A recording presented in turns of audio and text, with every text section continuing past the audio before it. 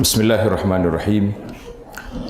Alhamdulillahi rabbil alamin wassalatu wassalamu ala rasuli rabbil alamin nabiyyina wa habibina wa qudwatina Muhammad ibn Abdullah wa ala alihi wa sahbihi wa man walah, amma ba'du.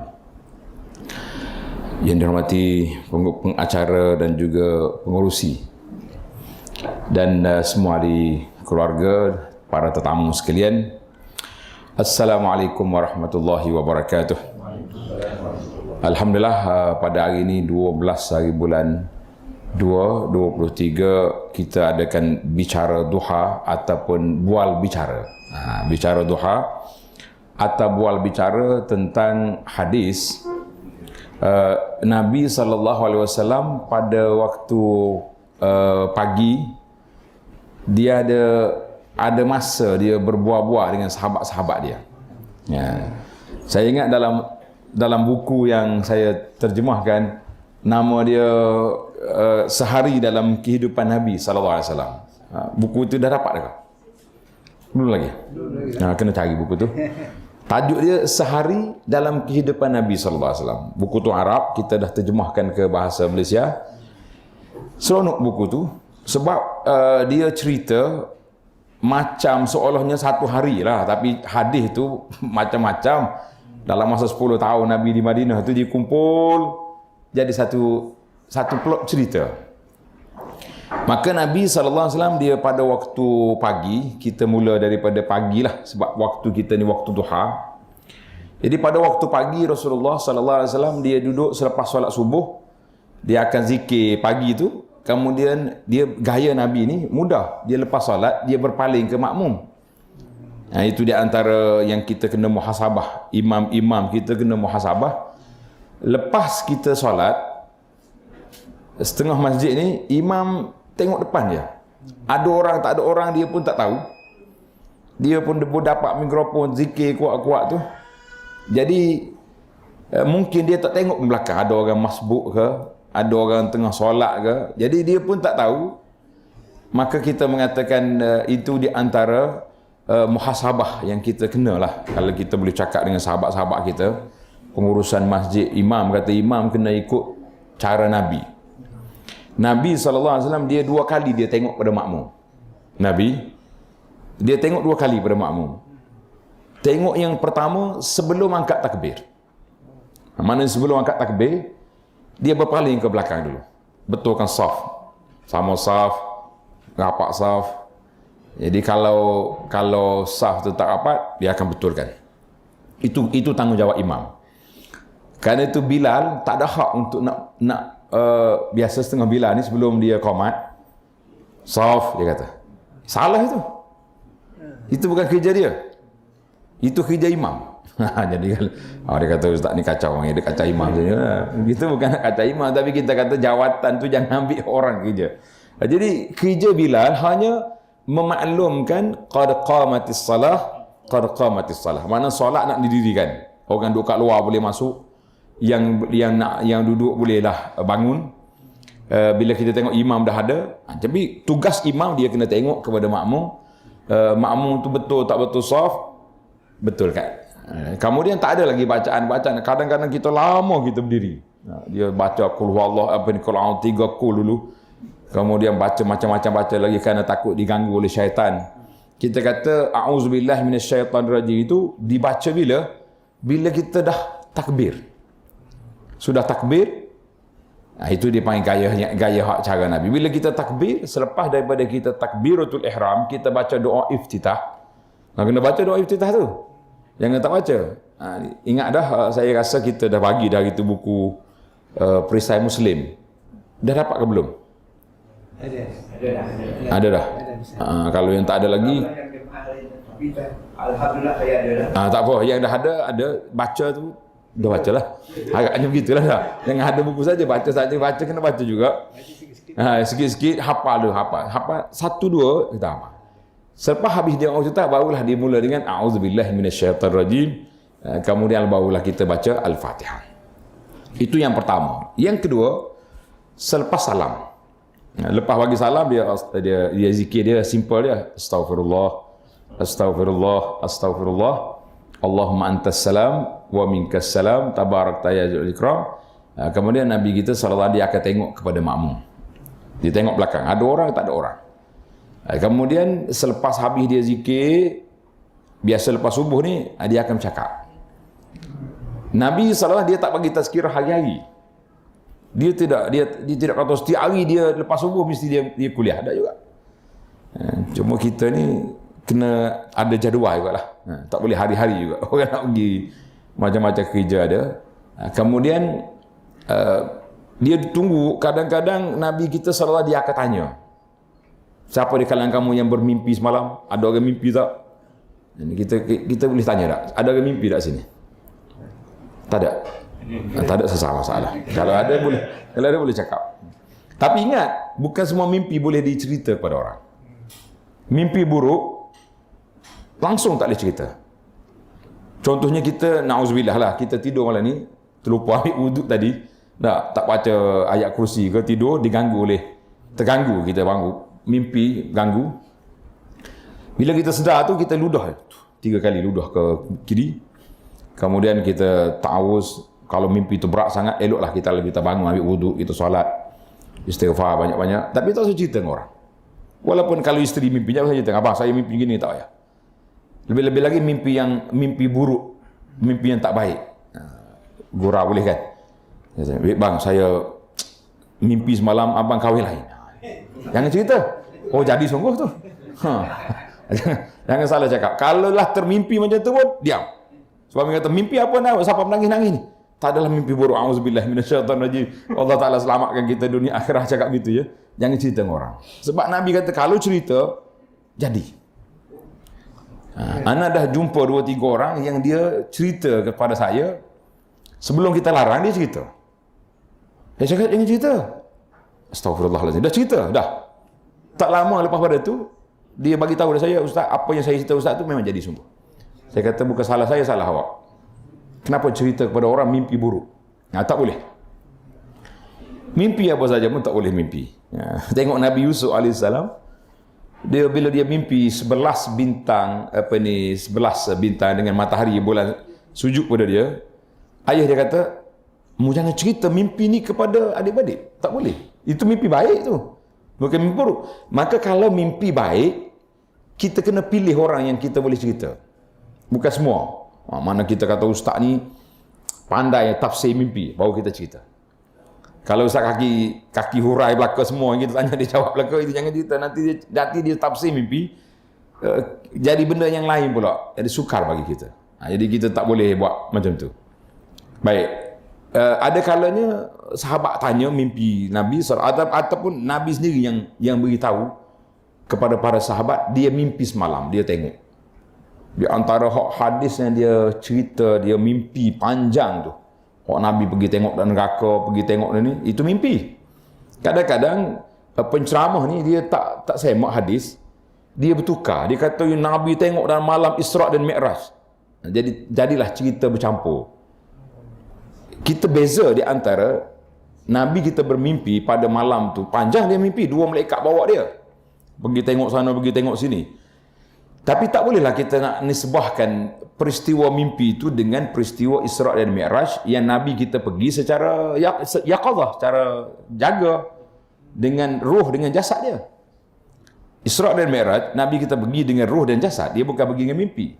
Sebab itu Abu Jahal terkejut. Kita ni kalau cakap mimpi, orang tak marah betul tak? Saya semalam nak jadi apa kita? PM lah kita kata. Biar di PM lah. Saya ni PM yang ke-11. Yang 10 tak boleh dah. Dah selesai dah yang 10. Kita 11. Habis tinggi, orang tanya dah. Pak Haji, makan ubat tak pagi ni? Itu ya. Dia makan ubat ke terlupa ubat ni? Cakap macam-macam ni murah. Jadi itu je lah orang tanya. Tapi kalau kata saya jadi sungguh, itu bukan ubat lagi lah. Alhamdulillah bagi ambil. Itu lain. Maka Nabi SAW bila dia cerita dia pergi Isra' dan Mi'raj dengan ruh dia, dengan jasad dia, ketika itu orang yang kafir jadi panik. Kalau kata mimpi, Abu Jahal relax ya, biasa, apa-apa boleh mimpi. Jadi tapi oleh kerana dia tidak dia pergi dengan ruh, dengan jasad, itulah yang dipegang oleh Ahlus Sunnah, bahawa Nabi kita Isra' Mi'raj dengan ruh, dengan jasad. Baik. Jadi Rasulullah SAW bila pada waktu pagi Nabi kita beritahu satu hadis. Hadis ini menarik lah untuk kita hidup ni. Dalam hadis Nabi SAW, hadis ini rawahu At-Tirmizi dan lain-lain, dia kata daripada daripada sahabat Nabi Abdullah Mahsan radhiyallahu anhu, kata man asbaha minkum aminan fi sirbihi wa mu'afan fi jasadihi indahu qutu yaumihi fa ka'annama hizat lahu dunya. Ini hadis ni. Maknanya Nabi SAW beritahu man asbaha minkum aminan fi sirbihi. Siapa dia bangun pagi, dia rasa aman dalam keluar tubuh dia, dalam keluarga dia ni aman. Mana kita hari ni kita bangun pagi, tak adalah bunyi meletup bom ke apa, negara kita aman, alhamdulillah. Kita doakan supaya keamanan ni berterusanlah sampai bila-bila, tak akan berlaku huru-hara ataupun tak akan berlaku bencana yang besar-besar. Banjir sikit-sikit itu, ialah kalau tak ada banjir itu jadi macam pelik juga negara kita, negara yang banyak hujan. Cuma kita tak naklah kawasan kita. Tapi bencana yang besar-besar macam berlaku di Turki sekarang ni.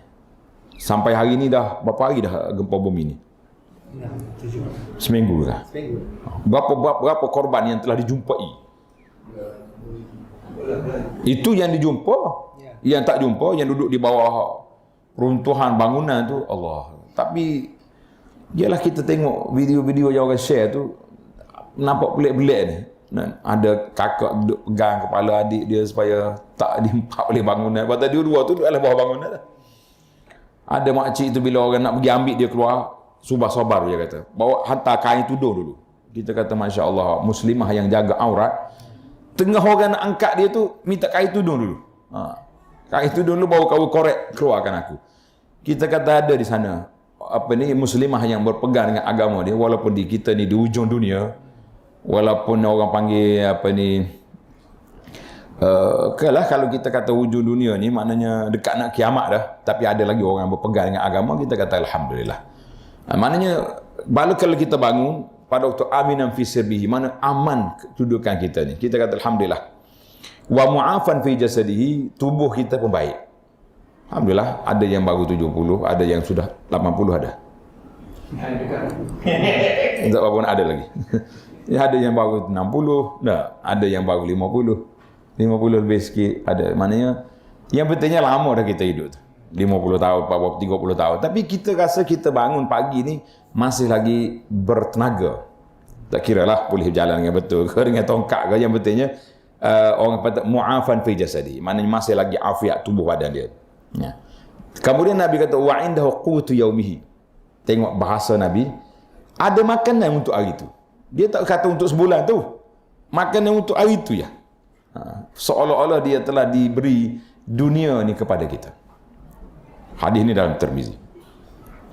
Artinya Nabi kita sallallahu beri kepada kita 3 perkara: keamanan dalam kehidupan, sehat tubuh badan, dan juga ada rezeki untuk kita makan.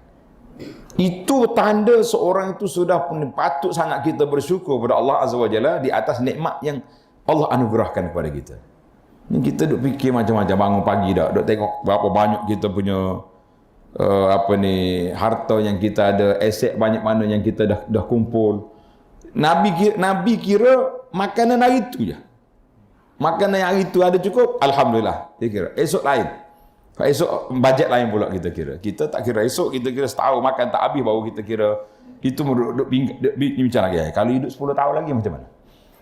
Ada makanan tak ada makanan. Sekarang ni orang sibuk tentang makanan. Ini bakal berlaku sekian-sekian. Kita kena yakin dengan Allah SWT. Wa ma min dabbatin fil ardi illa 'ala Allahi rizquha. Kalau kata tidak ada hayawan, tidak ada makhluk hayawan yang bergerak atas muka bumi ini, ada rezeki dia. Cuma banyak ke sedikit itu cerita lain. Ada orang rezeki dia meluas, ada orang memiliki rezeki yang luar banyak, tapi rezeki untuk dia tak banyak. Betul tak? Dia milik rezeki banyak. Dia milik, tapi rezeki untuk dia tak banyak. Macam mana tu?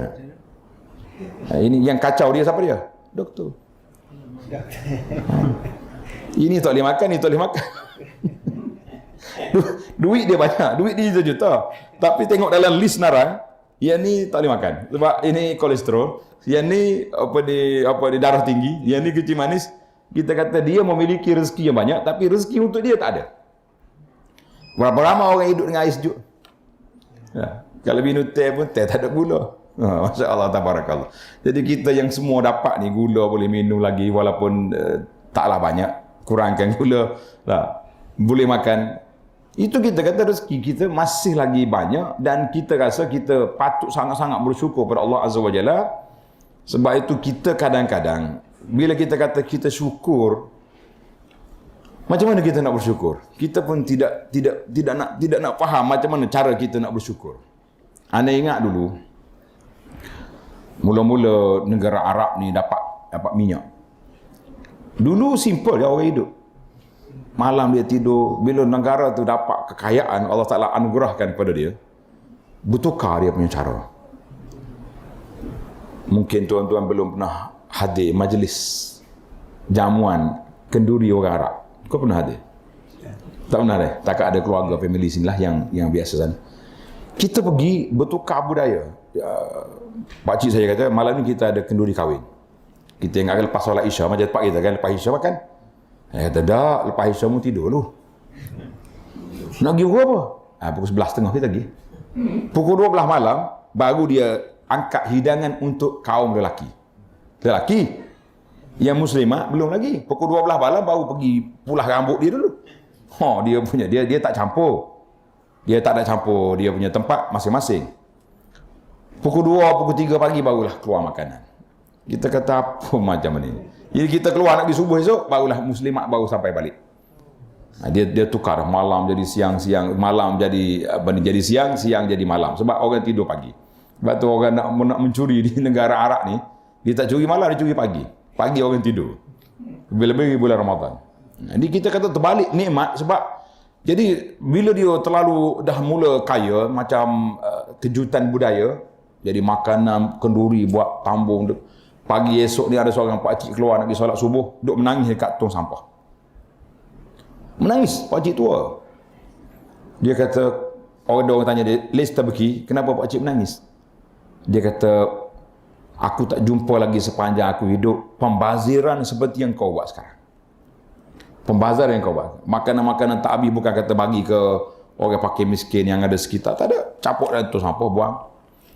Jadi duduk menangis, dia kata bila Allah Ta'ala bagi rezeki Allah Ta'ala kita tidak syukur, kita campak macam ni, aku bimbang nanti Allah tarik rezeki. Nanti kamu tak pandai lagi nak hidup setelah kamu duduk dalam kemewahan. Itu yang dia kata. Dia menangis. Menangis dekat tong sampah. Jadi orang ingat menangis tong sampah ni biasa orang miskin cari makanan tak jumpa. Rupanya dia terkejut dengan makanan yang dicampak.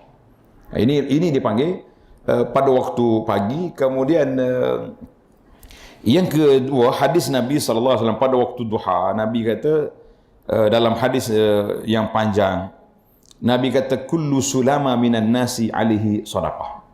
Setiap kamu ni bila bangun pagi, kita tengok sendi-sendi tubuh kita ni bergerak, tangan bergerak, kaki, tangan, siku semua bergerak. Dia panggil sulama. Sulama ni sendi. Dalam riwayat hadis kata dalam sendi kita ni ada 360. Tanya doktor, berapa doktor sendi? Sendi dalam tubuh manusia ni ada berapa? Doktor kata dia bagai lain dia. Dalam hadis riwayat kata 360. Doktor kena cek apa ni orang tanya boleh jawab. Kau takut jadi cerita macam Isra Mi'raj kan? Bila Nabi balik ke Mekah besok tu, kan orang kafir yang pernah pergi Baitul Maqdis, dia tanya, "Kau pergi Maqdis lah? Berapa pintu Baitul Maqdis?" Terkejut Nabi. Nabi kata, "Panik aku masa tu, aku tak rasa lagi susah hati seperti saat itu." Sebab kalau jawapan tak betul, dia kata, "Kau tak pergi semalam Baitul Maqdis." Jadi macam mana Nabi nak? Ketika itulah Allah hantar bagi Baitul Maqdis duduk depan Nabi SAW. Macam zaman kita ini, Google tu ada dah zaman Nabi. Boleh ya kita Google tengok ni. Berapa pintu, berapa tiang.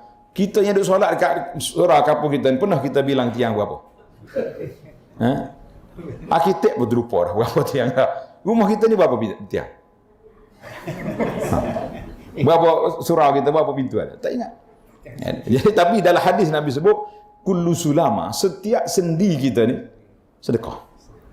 Jadi kalaulah satu sendi ada, dalam tubuh kita ada 360 sendi, bermakna berapa? 360. Mana kalau satu sendi kita kena sedekah 50 sen, berapa sehari kena bayar tu? Ha? 180 ringgit sehari. Orang kerja 20 ringgit sehari, pagi sampai petang membanting tulang. Dah, boroh-boroh lah. Macam mana kita nak bayar 180? Maka Nabi sebut dalam hadis ni, Nabi kata semua benda tu sedekah. Sendi-sendi ni kita kena sedekah. Kemudian Nabi senaraikan senarai pendek, dia kata apa? Ya'dilu baina snain. Ada dua orang berkelahi, kita pergi damai, sedekah. Orang ni berjalan susah nak angkat barang, kita tolong angkat letak atas kenderaan dia, sedekah.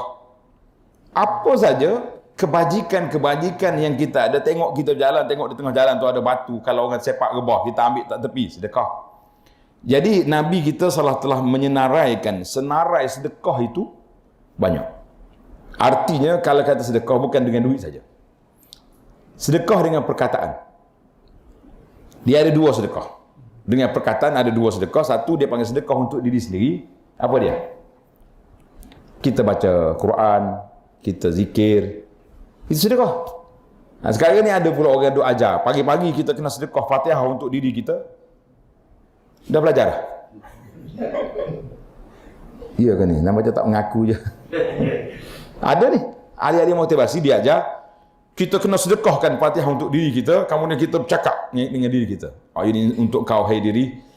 Jadi kita kata ini semua tu ma anzalallahu biha min sultan. Tak ada dalam ajaran Nabi SAW sedekah macam tu, tidak ada.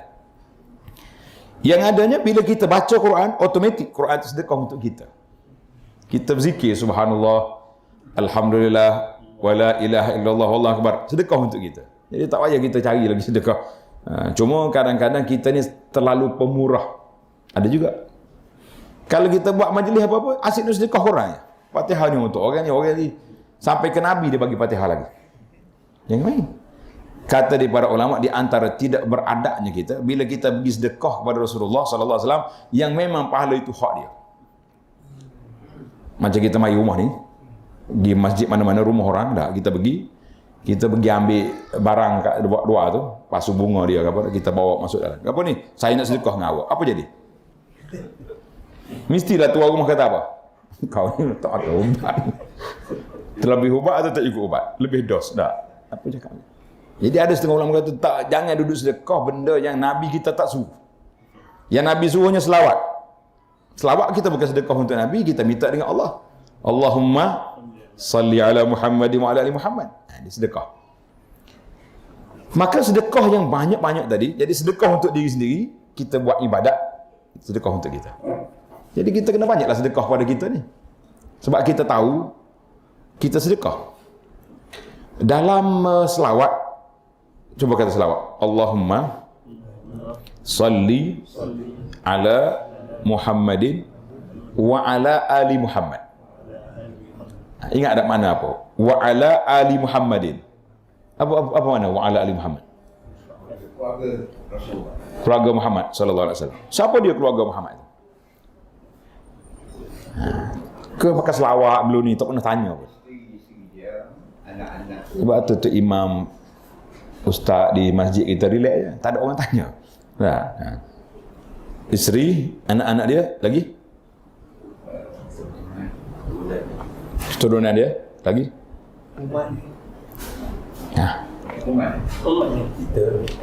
Dalam Al-Imam An-Nawawi rahimahullah ta'ala dia kata Alun Nabi, keluarga Nabi dalam selawat lain, dalam keturunan berbeza. Sebab keturunan Nabi SAW dia tak boleh ambil zakat. Zakat tak boleh beri kepada keturunan Nabi. Saya ada pelajar-pelajar saya yang ada Said ni. Said Syarifah ni kata, mu ni confirm ke keturunan Nabi? Tak tahulah, dia kata orang tulis, saya baca ya, tak tahu. Tapi kata ingat mai, mu tak boleh ambil zakat sebab kamu keturunan Nabi. Dia pun fikir, macam mana kalau kita tukar nama? Supaya dapat zakat bila sesuatu ni kan dibanyak-banyakkan daripada tabung zakat yang bagi kat sekolah-sekolah agama, kat kolej-kolej ni pengajian Islam tu. Jadi dia adalah perbahasan ulamanya, kalau sekiranya tak ada baitul mal, tak ada khumus, tak ada bahagian lagi dah untuk keluarga Nabi, bolehlah kita ambil daripada duit yang biasa ni. Itu panjang, itu mazhab bab fiqh. Tapi Imam Nawawi rahimahullah taala kata, Allahumma salli ala Muhammadin wa ala ali Muhammadin. Dalam selawat yang kita baca tu, ali Muhammadin termasuklah umat dia. Jadi kalau kita kata umat dia, makna kita. Jadi kenapa kita tak nak banyak selawat sedangkan doa tu dapat untuk kita juga? Jadi kita banyak Allahumma salli ala Muhammadin wa ala ali Muhammad dalam selawat. Itu termasuk juga kita. Itu kata Nawawi dalam kitab dia. Ada seorang penyair, dia kata laukana, lama tak sebut dia tak ingat. Dia kata kalaulah selawat ni hanyalah untuk keluarga Nabi yang keturunan saja, kita selawat ni, maka sallal musalli ala tari Abi Lahabin, nasihat kita selawat juga kepada Abu Lahab, sebab Abu Lahab pak saudara Nabi. Sebab itulah dia kata alun Nabi, ini bahasa dia, alun Nabi hum atba'u millatihi, alun Nabi hum atba'u millatihi minal arabi wal ajami. Lau kala apa ni, keluarga Nabi itu ialah pengikut dia, orang ikut Nabi, termasuk dalam alun Nabi dalam selawat. Kita kena faham dalam selawat. Kalaulah tidak kerana keluarga tu dalam selawat, kita ikut semua keturunan, jadi kita selawat juga kepada Abu Lahab. Jadi Abu Lahab tak masuk sebab Abu Lahab dia kafir. Jadi dalam family Nabi, dalam pak saudara dia tu terbagi 3. Yang kafir tulen Abu Lahab. Abu Jahal macam mana? Abu Jahal. Siapa Abu Lahab? Abu Jahal jadi apa dengan Nabi? Gaji tak dengar orang ceramah. Abu Jahal ni siapa? Abu Jahal bukan pak saudara. Dia orang Mekah. Rumah dia pun dekat je, tak jauh. Tapi dia bukan bapa saudara. Jadi kalau dari sudut fakta sejarah lah, tak bolehlah kita kata Abu Jahal ni pak saudara Nabi lah. Khata. Pak saudara ni adik-beradik dengan ayah dia. Ni Abu Lahab tu adik-beradik dengan ayah dia. Jadi Abu Lahab menentang terus, mati dalam kafir. Dan kita boleh sumpah Abu Lahab dalam solat dan luar solat. Sumpah Abu Jahal boleh tak ni? Dalam solat Abu Jahal boleh sumpah? Abu Jahal tak boleh sumpah, batal solat kita. Abu Lahab boleh. Siapa? Tabat yada Abi Lahabin. Celaka Abu Lahab. Dalam solat boleh, luar solat pun boleh. Walaupun ada orang kata jangan baca ayat tabat yada ni, menghina Nabi sebab pak saudara dia. Kata lah, Allah suruh, Allah yang turunkan ayat Quran, kenapa kita kata tak boleh baca? Macam mana pula kita nak canggah dengan ayat yang ada itu? Jadi kita nak jauh kita berjalan. Yang nak jadinya sedekah tadi tu, sedekah kepada diri sendiri, cukup dengan kita beribadat kepada Allah SWT, bermakna kita telah sedekah untuk kita. Kamu ada sedekah kepada orang lain, macam-macam. Ada sedekah dengan harta, ada sedekah dengan perkataan, motivasi, sedekah dengan kata-kata yang baik. Jadi Alhamdulillah, semua kita mampu bersedekah. Mana orang ustaz sedekah cara dia, nasihat-nasihat. Doktor, lagi banyak sedekah. Sebab orang mari sakit mari hospital tu, yang mari orang sakit mari hospital ni, dia happy ke dia duka cita? Dia sedih. Biasanya gitulah, sedih lah. Hak happy tadi juga orang tua-tua terbiar kat rumah tu. Tak, sekali anak dia nak bawa pergi klinik, suka dia. Sebulan sekali boleh keluar rumah. Hari lain tak ada orang bawa. Nak pergi. Tengok dia. Kalau dia lepas jumpa doktor, balik tu sihat dah, belum makan ubat lagi. Dia psikologinya macam tu. Dia keluar rumah tu. Tapi tu dia kata berhentilah sini kejap, pasal pagi ke apa. Yang penting dia nak manjakan dengan anak dia. Jadi ruang sedekah banyak. Tapi Nabi kata apa dalam hadis ni, dalam hadis Rasulullah sallallahu alaihi wasallam bagi tahu, cukuplah untuk nak bayar tol kita tadi. Dengan apa? Dengan solat duha. Dia kata apa? Wa yujzi min zalika kulli rak'ata ad-duha. Alhamdulillah. Nak bayar tol 360 sendi tadi, cukup dengan kita solat duha 2 rakaat. Solat dah hari ni duha.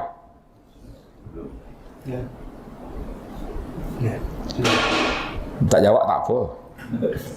Kalau jawab takut riak. Ada orang dia bila tanya, awak baca Quran hari ni? Tak boleh jawab ustaz, takut riak. Solat duha hari ni? Senyap, jangan jawab. Takut riak. Saya kata kalau takut riak jangan jawab. Kalau takut tak ada, kita kena muhasabah. Kenapa tak solat duha?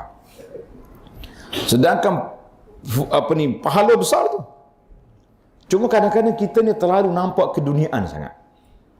Aku ni oleh kerana pagi ni nak pergi minta tender projek apa-apa.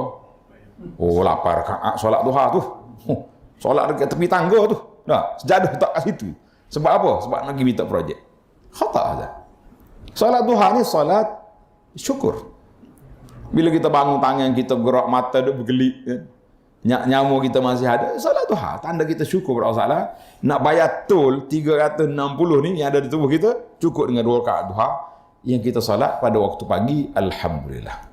Allah Taala tak nak tengok, tak nak duit kita pun. Dia nak kepatuhan kita, tunduk kita kepada Allah Azza wa Jalla.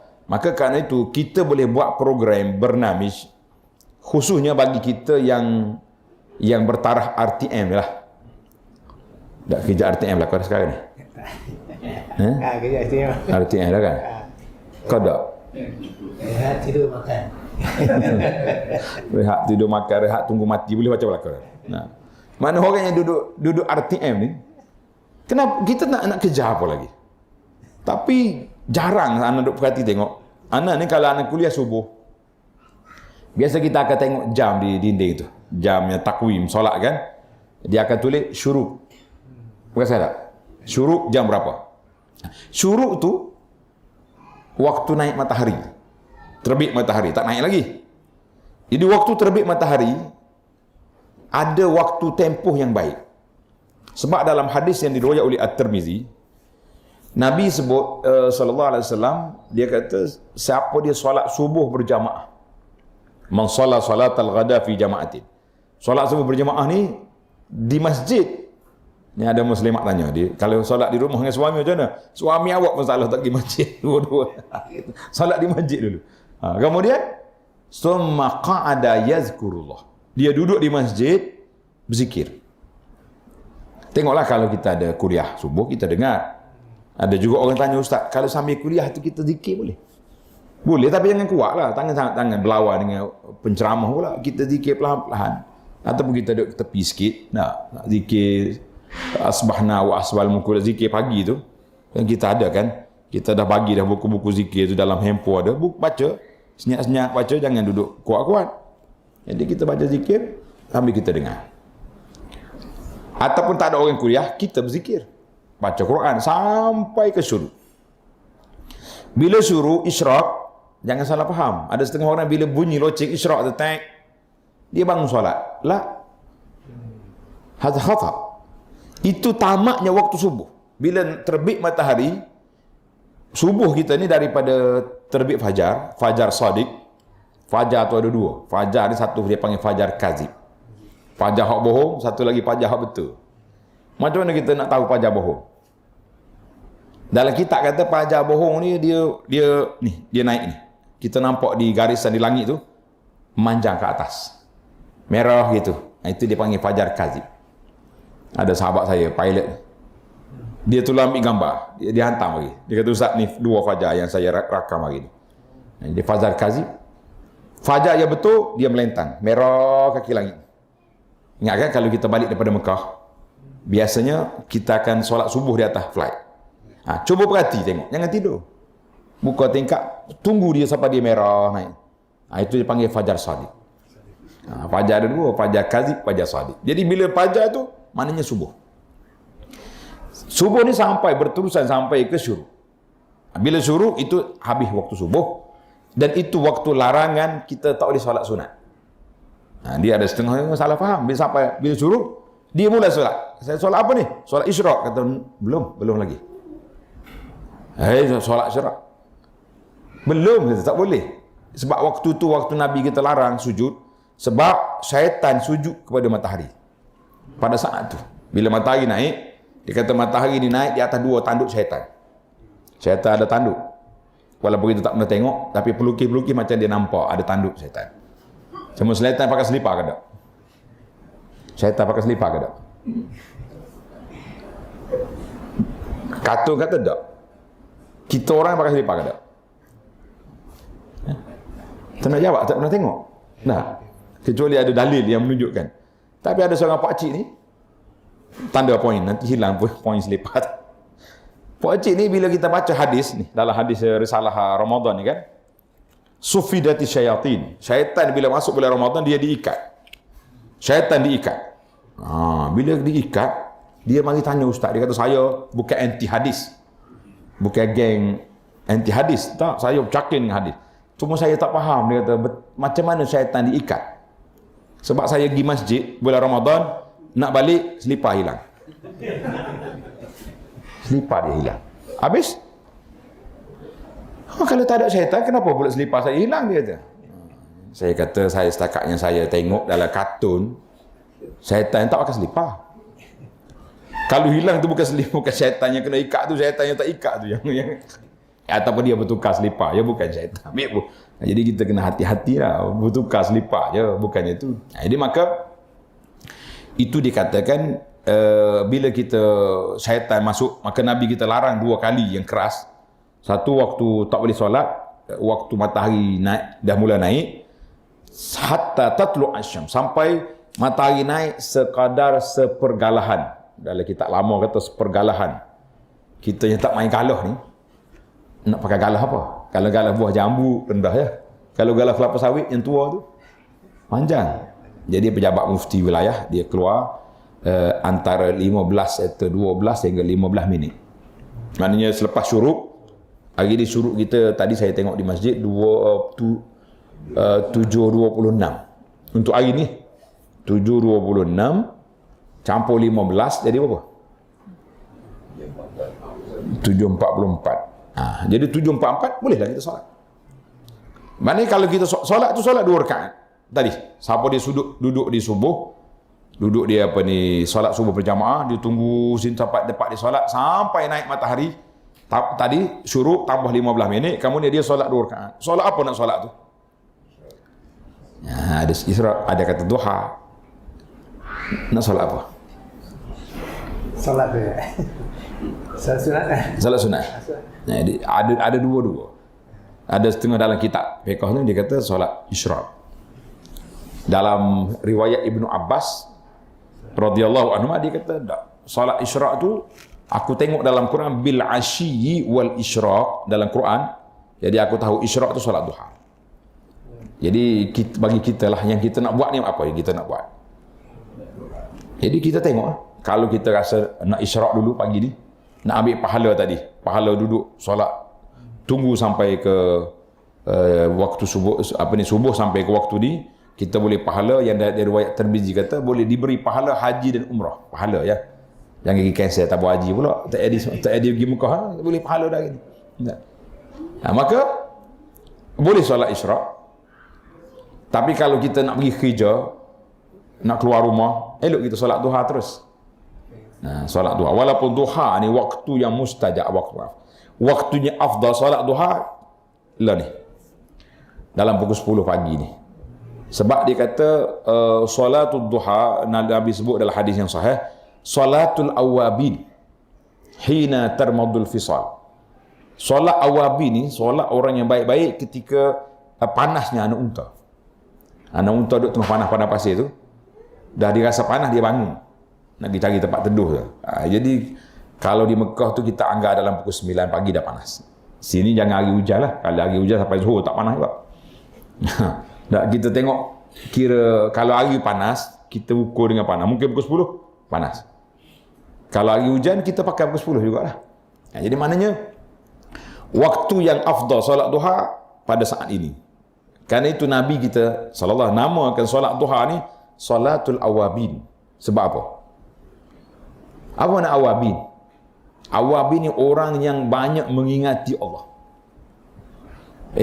Kenapa orang lain tak ingat ke? Waktu ni, waktu pagi ni, waktu orang sibuk. Pergi pejabat, pergi klinik, pergi pasar. tiba-tiba ada hamba Allah Ta'ala ni boleh sujud pada Allah Ta'ala pada saat itu. Nah, jadi itu dia panggil salatul awabin. Ada pun solat awabin yang lepas maghrib tu, siapa dia solat 2 rakaat lepas maghrib gini-gini, itu hadis itu tidak sahih.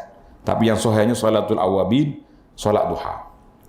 Jadi alhamdulillah kita itu pagi kita solat duha.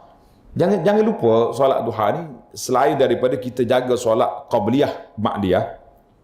Qabliyah ni maknanya sebelum solat fardu, ba'diyah selepas solat fardu. Ini kena jaga. Sebab Allah SWT beri kepada kita solat dia mengikut pergerakan matahari. Solat ikut matahari. Kalau puasa ikut apa?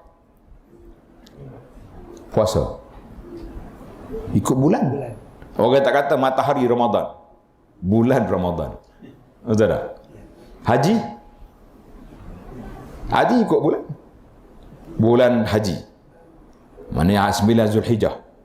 Jadi tapi solat Allah Taala sebut aqimis solat liduluki syamsi ila ghasaqil lail. Mu kena diri solat ikut meter matahari duduk tengah langit. Zuhur tu itu permulaan. Sebab itulah ulama duk bahas. Kita nak kira solat ni mengikut subuh ke ikut zuhur? Nombor solat harian kita ni yang pertama zuhur ke subuh. Nah, dalam hadis Quran tu aqimis solat liduluki syamsi ana zuhur itu solat. Jadi kita solat zuhur. Zuhur tu nombor 1. Sebab dia boleh kembar dengan asar. Kemudian maghrib kembar dengan isyak, subuh satu dia. Mana subuh tu yang kelima, yang terakhir. Nah, jadi kita solat. Jadi solat dia ikut matahari. Matahari naik, matahari duduk tengah-tengah langit, satu solat. Matahari dah condong, solat. Matahari dah tak ada, solat. Hilang terus cahaya matahari, dia panggil cahaya merah di langit tak ada, solat isyak. Nah, mari pula cerah balik, subuh. Alhamdulillah, itu dia panggil pergerakan kita. Jadi kita satu hari satu malam ini ada 5 kali solat. Walaupun waktu Isra' Mi'raj itu Allah Ta'ala bagi 50. Asalnya, tuan-tuan dan puan-puan bayangkan, kalau 50 solat satu hari, kita satu hari ini ada berapa jam? 24 jam. 24 jam kali dengan 60 minit, jadi berapa? Berapa minit? Mana Ali? Tak ada dia punya bahagian accountant. 1440. 1440 bagi dengan 50. Jadi berapa? Berapa minit? Dah bagi 1440 minit satu hari, bagi dengan 50 solat. Jadi berapa? 28 minit. Macam mana nak solat 28 minit? 28 minit sudah solat, nak pergi tanah pun tak sempat, azan pula dah. Nah, berapa Bilal kita kena lantik? Lepas Bilal ni balik, Bilal ni masuk, orang ni tak ada kerja. Itu dia panggil konsep. Allah Ta'ala beri pada Nabi SAW 50 solat, sebab dia nak bagi peluang Nabi kita bercakap dengan Allah Ta'ala banyak. Naik lagi, minta lagi kurang, minta lagi kurang. Ada riwayat kata sekali kurang 5, maknanya 9 kali menghadap Allah Ta'ala. Itu dia panggil rahsia, hikmahnya Allah nak dengar, nak beri peluang untuk Nabi SAW menghadap banyak kali. Tapi konsep 50 mesti kena ada.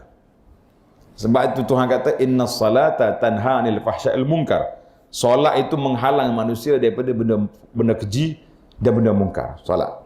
Jadi kita tengah solat, kita tak ada orang nakal tengah solat. Ada. Waktu kecil-kecil dulu adalah kan. Sepak-sepak kawan sebelah lah. Waktu budak-budak tu. Orang tua ada sepak lagi. Tengah solat main bagi ada. Ada lagi? Tak ada lagi dah. Tapi apa ni, kacau lepas solat adalah. Orang duduk zikir kita kat cerita. Jadi dalam solat orang tak buat. Maknanya mu hidup ni biarlah dalam solat sentiasa. Kita hidup. Nak buat maksiat, aku tengah solat. Nak bagi rasuah, tengah solat. Jadi itu dia panggil konsep, biarlah kita hidup dengan Allah Azza wa Jalla seolah-olah kita ni sentiasa solat. Jadi alhamdulillah bila kita solat, kita ada sunat qabliyah. Sebelum subuh tadi 2 rakaat.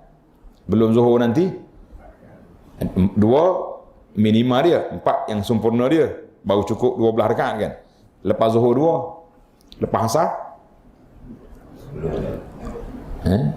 Lepas asar tak ada? Ke ada? Ada ke tak ada ni? Macam tak apa yakin, tak apa kemana. Tak ada. Kena yakin, tak ada lepas asar. Belum, lepas solat asar tidak ada. Sebelum ada. Baik. Selepas maghrib 2, lepas isya 2. Jadi dalam hadis yang sahih Nabi kata apa? Siapa dia jaga 12 rakaat satu hari satu malam. Qabliyah ba'diyah.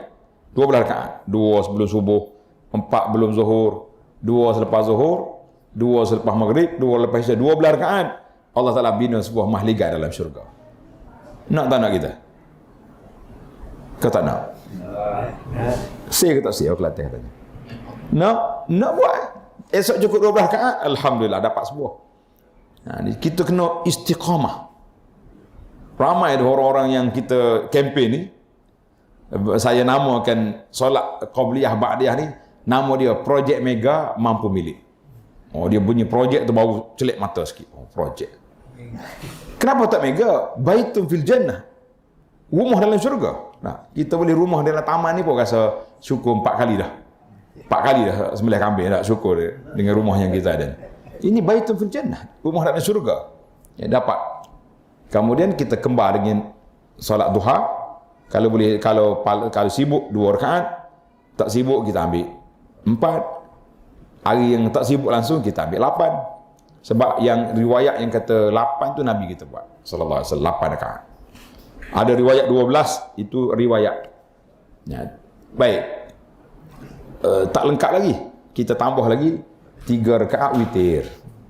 Jadi kalau kita boleh maintain yang ni, bagi ana lah. Kita ni sudah naik tarah wali min awliyaillah. Terkejut bunyi wali dia. Dia kata wali kahwin ada tak? Wali nikah. Wali dah ni orang bukan senang. Ana mengajar kuliah subuh banyak tempat. Tapi bila kita habis kuliah, yang solat yang tunggu duha tadi, yang tunggu 2 rakaat tadi, tak ramai. Di mana pergi? Penuh dekat bawah, dekat kat luar tempat makan, penuh. Saya kata tak solat lagi. Lapar ustaz, kita kata masya-Allah, zalika fadlullah yu'tihi man yasha. Allah Taala pilih je orang-orang yang dia sayang. Orang ni yang tunggu yang boleh solat. Yang lain tak solat. Waktu kita kuliah tadi, depan kita duduk, gini tulis. Tapi lepas habis tu, bangun dia pergi, tak salat. Kita kata Allah Ta'ala pilih siapa yang dia nak, dia lepaskan siapa yang dia tak nak. Jadi kita cuba masukkan diri kita dalam kumpulan orang yang dipilih oleh Allah Azza wa Jalla. Macam mana aku nak tahu Tuhan pilih? Esok duduk kat Tuhan pilih tu. Kita nak tahu macam mana takdir Allah Ta'ala, kita tak tahu, tulis lepas berlaku. Sebelum berlaku tak ada orang boleh mengaku dia tahu takdir Allah. Boleh tahu? Aku tahu takdir Allah untuk aku gini-gini. Mana boleh? Tak mungkin orang boleh tahu takdir. Tapi selepas berlaku, barulah kita tahu, ini takdir Allah. Qaddarallahu ma syaa fa'al. Jadi alhamdulillah, sambil-sambil buat bicara pun dekat 1 jam juga dah kita ni. Jadi saya break setakat tu dulu. Kita beri peluang untuk sesi tanya jawab. Dipersilakan. Silakan. Soalan? Yang solat 4 rakaat Aisyah tu ada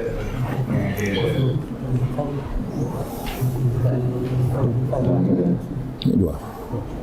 Ikut. ada di pada kat WhatsApp kata solat Ba'diyah Aisyah 4 rakaat ada sama dengan Lailatul Qadar. Ada riwayat Nabi SAW memang amalan dia, Nabi kita akan lakukan 4 rakaat lepas Isya. Tadi hak kempen tadi 2 je lepas Isya, tapi dia solat 4, macam solat belum asar juga 4 rakaat. Cuma itu sahih yang Nabi kita buat 4, tapi hadis yang mengatakan macam Lailatul Qadar itu tidak sabit, tapi ada pandangan riwayat daripada sahabat. Jadi kalau sebab satulah saya tak kempen tuan-tuan solat lepas Isya macam Lailatul Qadar, sebab kita tak berani, sebab riwayat yang sahih daripada Nabi SAW itu tidak ada. Tapi solat 4 rakaat. Kalau tak dapat Lailatul Qadar apa, memang amalan Nabi dia 4 rakaat lepas Isya. Sama juga selepas zuhur, yang projek mega tadi 2 kan? Tapi ada Nabi kita solat 4. Dalam hadis lain dia kata semoga Allah Ta'ala bagi rahmat kepada orang yang Allah Ta'ala bagi pahala syurga. Maknanya api neraka tidak akan menyentuh orang yang solat sebelum zuhur 4, selepas zuhur 4. Dan sebelum asar sama juga. Sebelum asar sama juga. Doa Nabi sallallahu rahimallahu ra'an shalla qabla al-'asri arba'an. Semoga Allah Ta'ala bagi rahmat kepada orang yang solat sebelum asar 4 rakaat. Dia tak masuk dalam projek mega tadi. Tapi ada riwayat. Ada orang bahaslah ulama ni, dia kata yang tak masuk dalam riwayat tu dia panggil sunat ghair muakkad. Dia bagi dua, sunat muakkad mana sunat tuntutan kita buat tu kuat. Yang tidak muakkad tu kurang sikit, tapi bukan makna tak ada sunnah. Sebab tu bila saya pergi ke setengah masjid ni, bila kita ceramah lebih pada masa sikit, masuk waktu Isya, kita mungkin lajak 10 minit, 15 minit, setengah masjid dia tak nak azan dah. Azan tak mau. Lambat dia kata.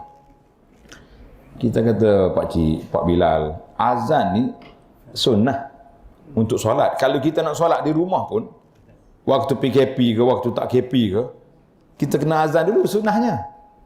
Contoh kita jalan 3 orang, 4 orang pergi piknik, pergi ke dalam hutan. Dalam mana tu? Kita nak solat, kita kena azan. Ini kerana ustaz ceramah 15 minit, 20 minit lambat, tak nak gugurkan azan, kita kata tak ada hak. Tak ada hak nak gugur azan. Kemudian, baiklah, kita azan. Dia gugur pula qabliyah Isya. Macam-macam orang ni. Dia punya seni nak gugurkan 2 rakaat solat tu, walaupun nampak simple. Sebab dalam hadis Nabi SAW, pernah Nabi kita lalu ke sebuah kubur, sahabat yang baru dikebumikan, Nabi tanya, kubur siapa ni? Sahabat bagi tahu, dia kata kubur sahabat kita yang baru ke bumi. Nabi kata apa? Raka'atani khafifatan. 2 rakaat yang ringkas yang kamu solat sunat ni. Ringkas tu maknanya kita baca Fatihah aja. Kalau baca surah apa wal asri dengan inna ataina. Kul Allah ya contohnya, ringkas. Ahabbu ilaihi, lebih disayangi oleh orang yang dalam kubur ni kalau dia boleh tambah 2 rakaat itu daripada baqiyatu dunyakum, daripada dunia yang kamu duk milik sekarang. Maknanya nilai solat tu begitu tinggi bila kita duduk dalam kubur. Sekarang ni duduk di atas kubur ni tak nampak. Kita tidak terasa nikmat Allah Ta'ala anugerahkan masa kepada kita. Nikmat yang Tuhan beri kepada kita, peluang dengan ruang ni kita tak terasa. Bila duduk dalam kubur baru terasa. Rasa berlaku dalam kubur. Nak sedekahnya, nak tambah solatnya, nak zikirnya. Waktu duduk atas dunia kita tak fikir nak buat benda tu. Wallahu a'lam. Ada lagi soalan? Ni buku ni yang kita kempen tadi ni, buku zikir pagi petang ada, perisai Muslim pun ada ni. Boleh ambil dengan idea. Siapa dia berminat nanti. Tak ada soalan? Soalan yang mungkin dah selalu tanya tentang puasa daging untuk sampai puasa lepas Ramadan. Ya. Untuk pahala puasa yang tahun, adakah perlu diganti sebelum sambung dengan enam ataupun enam dulu ganti itu boleh buat kemudian? Untuk Ramadan dah. Tak tanya awal lah. Soalan awal ni. Dia yang afdal, yang orang panggil tak ada khilaf dah di kalangan ulama kita ni, sepatutnya selepas Ramadan kita qada dulu. Macam muslimat yang tertinggal tu, dia qada dulu yang tertinggal tu. Kemudian dia sambung dengan 6 hari bulan Syawal. Itu yang paling baik, yang paling afdal. Sepatutnya begitulah. Tapi yang kalau tak sepatutlah dengan sebab hari di rumah terbuka ni banyak sangat ni, tak ada. Boleh tak kalau dia qada kemudian? Jadi ada kata boleh kita 6 dulu, selesaikan 6 hari ni. Yang qada tu kita ambil lepas pada hari rumah terbuka. Sebab berdasarkan kepada hadis Aisyah radhiyallahu anha, Aisyah kata aku qada puasa Ramadan tahun lepas pada bulan Syaban tahun ni. Kenapa? Sebab waktu tu Nabi ni salah dia puasa banyak bulan Syaban. Jadi aku ambil kesempatan Nabi puasa, dia berpuasa. Jadi kita pun kalau ada anak isteri yang tertinggal puasa di bulan Ramadan tahun lepas, kena puasa sekali dengan dia lah ni, bulan Syaban ni. Puasa sekali dengan orang perempuan kita. Tanya dia. Dah, ajah berapa hari tinggal? 7 hari dia kata. Dah, puasa sekali dengan dia. Baru kemah. Sama-sama puasa, sama-sama bangun sahur dah. Tak kira waktu dia tak puasa, dia bangun juga makan sahur. Tolong buat sahur ke kita. Tak ada waktu kita dia nak puasa, kau seorang je lah. Aku mau tidur. Jadi itu elok. Tetapi ada juga sebahagian ulama dalam fiqh Syafi'i dia kata boleh twin. Niat dua-dua selalu. Saja aku puasa Ramadan, qada Ramadan dan puasa 6. Itu ada pandangan, tapi apa yang kita faham berdasarkan pada hadis itu tak masuk, sebab Nabi kata siapa dia puasa Ramadan summa atba'ahu, siapa dia puasa Ramadan kalau diikuti dengan puasa 6, sebab nak cukup 30 campur 6 360 hari setahun kan. Jadi kalau kita twin kembar, macam mana nak cukup hari? Tak cukup. Jadi kita tak pertikailah pandangan ulama tu, tapi kita tak nak terima yang tu sebab objektif puasa 6 hari itu sebab nak lengkapkan 36 hari. Timbul lagi soalan. Dia kata kalau puasa 29 campur 6 jadi tak cukup juga satu hari. Kita kata Allah Ta'ala ni maha kaya. Dia sebut syahrun. Sebulan tu Nabi kata ada 29, ada 30 mengikut qamari. Qamari ni maknanya apa dia? Bulan Hijri ni dia ada 29 30. Tak ada 31. Tak ada. 28 apa tak ada. Bulan Syamsi ada 28. Bulan Februari ni, tahun ni ada 28. Tahun ni tak ada 30. 28 ada. Tapi apa Hijri tak ada. Dia 29 30. Karena itu kalau orang pergi contohnya dia puasa sini lewat satu hari. Kemudian dia pergi puasa Mekah, raya Mekah. Mekah cepat satu hari. Bermakna kita puasa 28. Kena qada satu hari. Sebab tak ada dalam bulan kita ni 28 hari. Tapi kalau cukup 29 tak payah qada. Itu dia punya kaedah. Wallahu alam. Baik, subhanakallah walhamdulillah, asyhadu an la ilaha illa anta astaghfiruka wa atubu ilaih. Wa sallallahu ala nabiyyina Muhammad wa ala alihi wa sahbihi ajma'in walhamdulillahi rabbil alamin.